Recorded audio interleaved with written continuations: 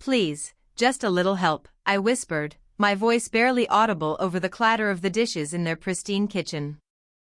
My heart was pounding, but I had no idea it would shatter so completely that day. 6 years ago, I had been desperate. Divorced, alone, and trying to piece together a life that felt like it had been stolen overnight, I turned to the one place I thought would offer safety, my family. My parents, my siblings, people who had once celebrated my milestones, who had once promised to be there no matter what. They laughed. Not a quiet chuckle, not a nervous titter, full-on, echoing laughter. My plea for help had apparently become the punchline of the day.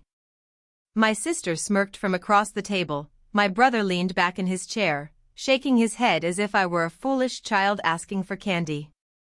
Even Mom and Dad, the people I had believed would be my anchor, joined in the ridicule, muttering things about responsibility and personal accountability.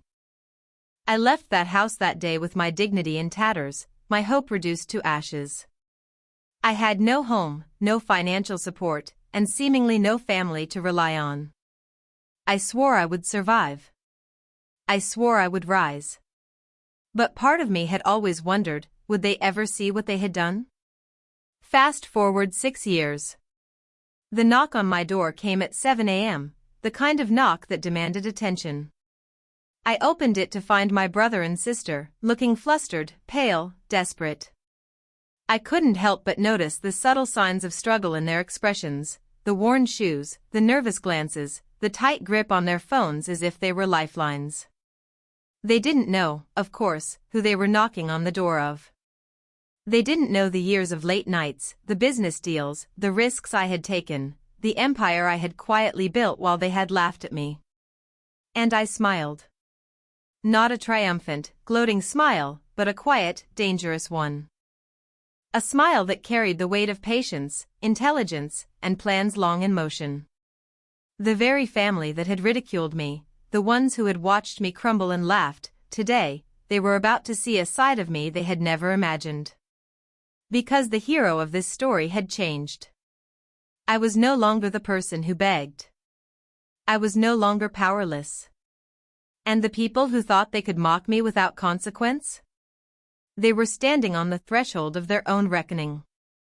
I stepped aside and gestured for them to enter. "Come in," I said, my voice calm, measured. "I think we need to talk." They stepped in, unaware of the storm they had just walked into. And I was already planning how it would unfold. The first thing I noticed as they settled into my living room wasn't their expressions of worry or desperation. It was the subtle way they looked around, scanning, calculating. My parents' eyes flicked to the framed photos on the wall, lingering on moments they had dismissed as insignificant. My sister's fingers tapped rhythmically on the armrest, and my brother kept glancing at my laptop as if it might contain some hidden advantage. It hit me instantly, these weren't casual visitors seeking help. They were measuring, evaluating, trying to figure out what leverage they could find. The same people who had laughed at me years ago were now behaving like vultures, circling, looking for weakness. Little things began to unravel the facade quickly. My sister accidentally dropped hints about my finances, probing for my current situation. My brother casually mentioned investments, checking if I had maintained anything of value after the divorce. Even my parents, who normally feigned innocence, kept asking pointed questions about my living arrangements, subtly testing boundaries. Each question, each glance, each smirk was a tiny red flag, barely noticeable to anyone else, but I had learned to read these signals. I had learned to see the cracks in people's masks. The unease they felt around my success was tangible. Their laughter from years ago had shifted into nervousness, thinly veiled behind polite concern. I sat quietly, observing, letting them talk themselves into tension. Their attempts to manipulate, to guilt, to assert some invisible power over me, were almost laughable. They assumed I was still vulnerable, still the same person who had once begged for help. What they didn't know, and what I made sure to never show, was how much I had changed. Emotionally, it was a strange mix. There was still a twinge of hurt, a faint echo of the betrayal that had cut so deep. But more than that, there was clarity. Pain had turned into vigilance. The sting of ridicule had sharpened my perception. I could see their intentions without them ever realizing it. And as they continued to question, to probe, to test, I realized something vital: I was no longer the powerless one. The hero of this story wasn't just surviving, I was watching, learning, and preparing. Every casual question, every subtle jab, was data, fueling the plan that had been simmering in the back of my mind for years. For the first time, I felt a quiet thrill of anticipation. Their laughter had become the soil in which my resolve had grown. And now, as I sat across from them, I knew the harvest was near. I watched them carefully, letting their words and gestures reveal the truth before I spoke a single syllable. My parents shifted nervously, my sister's eyes darted to my brother for reassurance, and that's when it hit me: the betrayal ran deeper than I had imagined. Years ago, I had trusted them. Shared my life, my struggles, my vulnerabilities. I had begged for help after my divorce, only to be laughed at. I thought it was mere cruelty, the casual callousness of family dynamics. But now, I realized it wasn't just neglect, it was deliberate. The truth came spilling out in fragments. My parents, once the pillars of support, had actively misled me about my inheritance. Money, property, opportunities, they had all been quietly redirected, siphoned to my sister while I struggled to rebuild my life from scratch. My sister, the one who had mocked me most, had not only taken advantage but had done so with their approval, smiling all the way to her own gain. I felt my chest tighten. Rage, disbelief, heartbreak, it all collided in a torrent I hadn't anticipated. My hands trembled, not from fear, but from the raw intensity of the injustice. All those nights of struggling, of painstakingly rebuilding my career and finances, had been for a family that would gleefully line their own pockets while leaving me to rot in despair. Why? I finally asked, my voice steady despite the storm inside me. Why did you do this? Why laugh when I needed you most? Why take what was mine? My sister opened her mouth, and I could see the calculations in her eyes, the rehearsed excuses. But my parents? Their silence said more than any words ever could.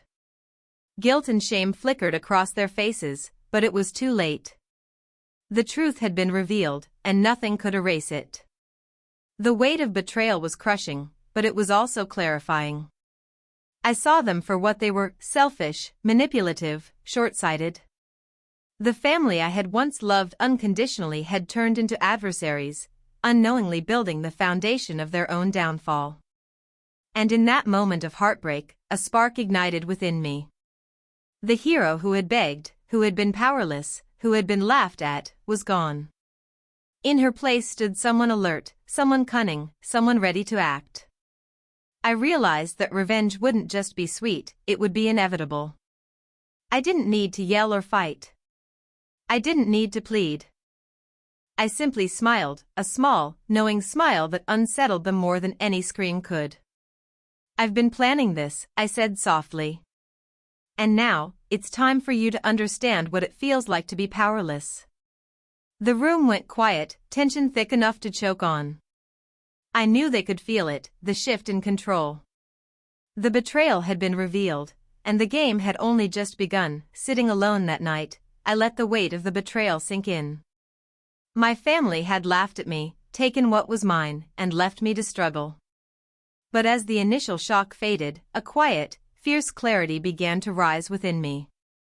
I realized something crucial: I had survived worse than this, and I had rebuilt my life from nothing once before.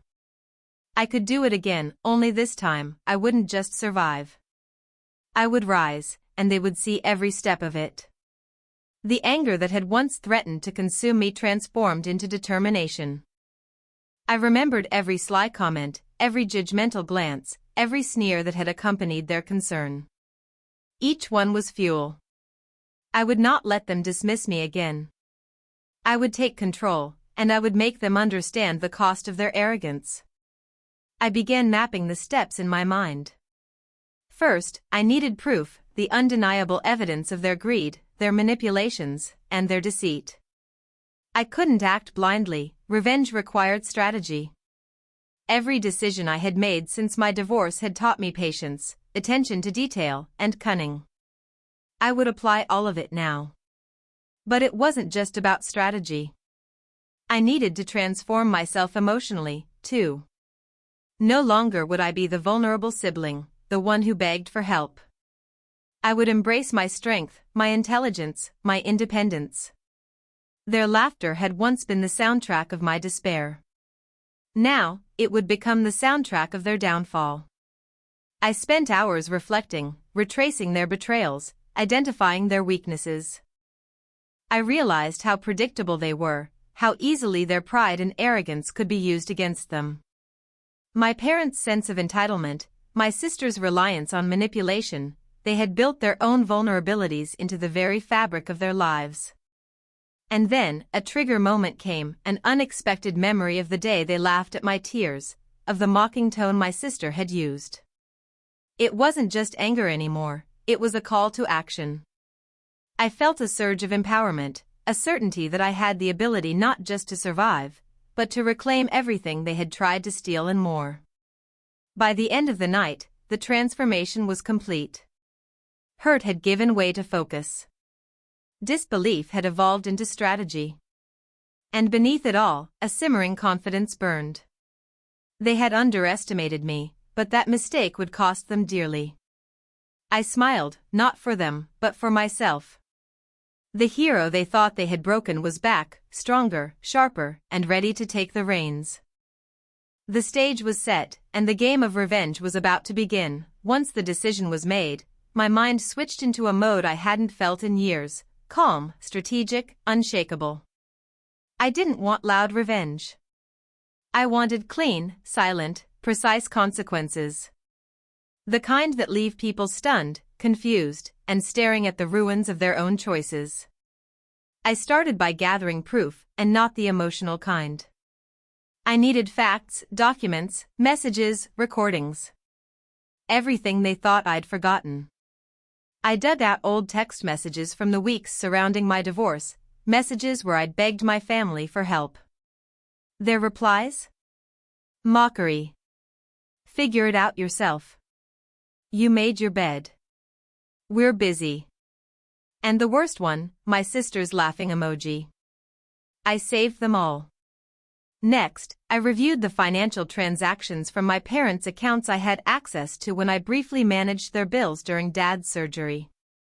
Back then, I hadn't paid attention to the extra money withdrawn. Now, I saw it clearly, my sister had been siphoning money for emergencies. Except those emergencies were clothes, spa days, and nights out. My parents trusted her blindly, but I knew better. Every piece of evidence went into a neatly organized digital folder. Time, date, screenshots. Indisputable. But proof wasn't enough. I needed a trap, one they'd walk into willingly. So I created one. I called my parents and told them I was considering selling my house. I hinted that the buyer was offering a very good price, so good that I might finally take a long vacation. I knew exactly how their minds worked. The moment they heard money, their imaginations would do the rest. Sure enough, the next day I heard from my sister. Not directly, of course, she had too much pride for that. Instead, she posted vague Facebook statuses about family not appreciating loyalty and how some people forget who helped them. Classic manipulation. Then came the real test. I invited the family over for dinner. This wasn't kindness, it was a lure. I wanted to see exactly how far they'd go. At the table, they circled the topic like vultures pretending to be concerned. So, you're selling the house? Dad asked, trying to keep his tone casual. Maybe, I said, stirring my tea. My mom leaned in. You know, if you need help managing that money, I didn't even have to hide my smile. They were predictable. By the end of the night, my sister slipped If you get a big payout, you should share. After all, we supported you when you were struggling. Supported me? I almost laughed.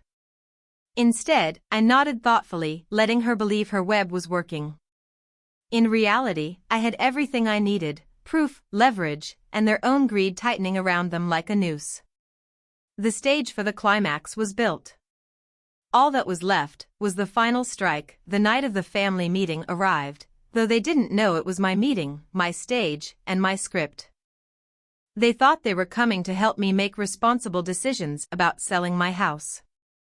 In reality, it was the final act of a show they didn't know they'd been starring in. I had everything ready. The dining table was set. The documents were printed. The projector was connected.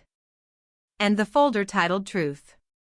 My parents walked in first, polite smiles, rehearsed lines. My sister entered last, wearing a smug expression I'd grown used to. She looked around my home like she already owned it. We sat. I stayed silent long enough for the tension to become uncomfortable. Finally, I said, I invited you all here to discuss something important. But before that, you should see this. I clicked the remote. The projector lit the wall with the first slide, screenshots. My mother gasped. My father stiffened. My sister's face drained of color.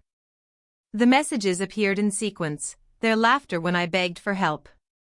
Their excuses. Their mocking comments.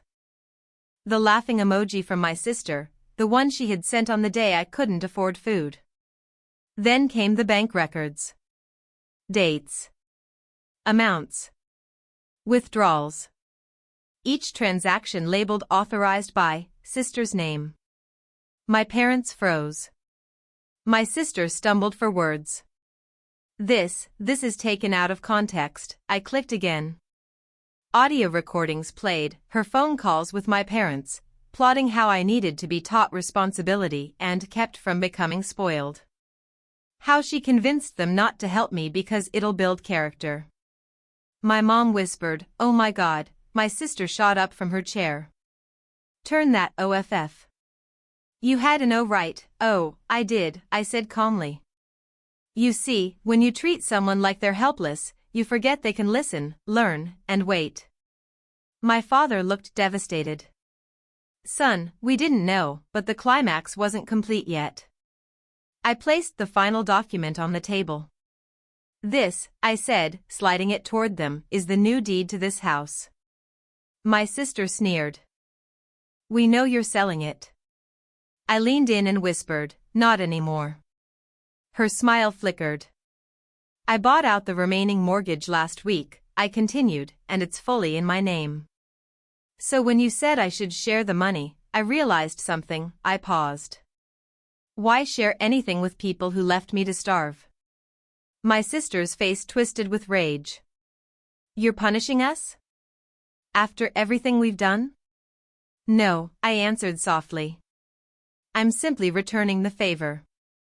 And then the final blow: I've also spoken to Dad's accountant.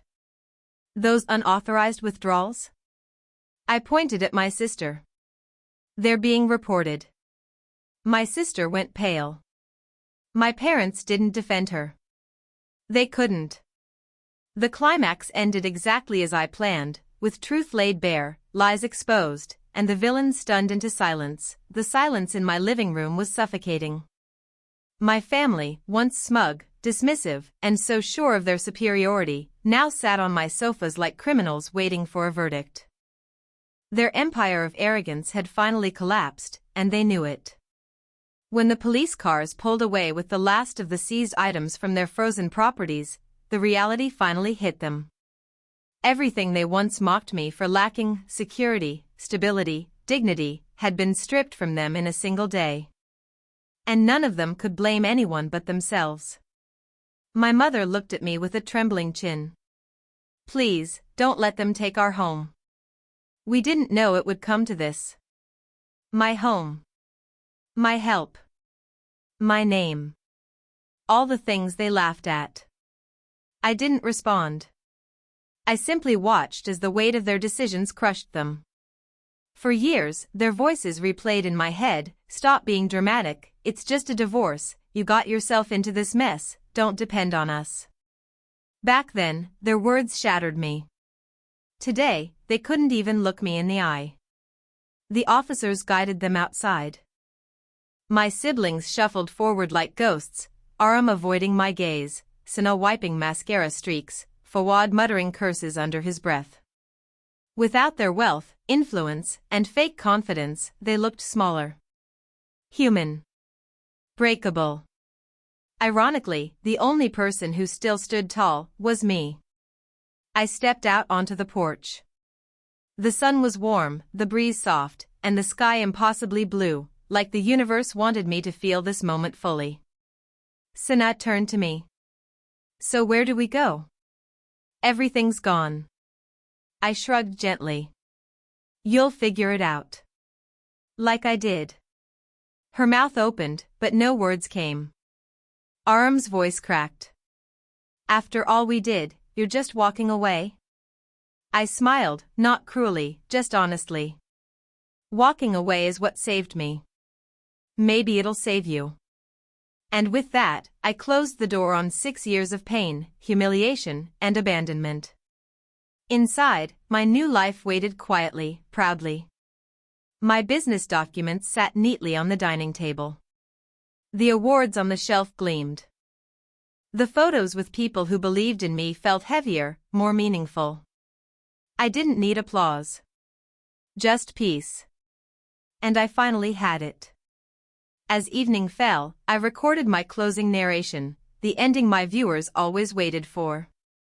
"Sometimes," I said, looking directly into the camera, "God doesn't give you a voice so you can beg. He gives you a voice so you can say, 'No more.'" My family laughed when I begged them for help after my divorce. 6 years later, when they knocked, I finally realized something. I paused. Let the tension breathe. Not every knock deserves to be answered. A perfect, quiet justice. Then I leaned closer and spoke to my viewers. Have you ever been betrayed by the people who were supposed to protect you? Tell me your story in the comments. I read every one. And if you want more stories like this, don't forget to subscribe. Your support is what keeps these real stories alive.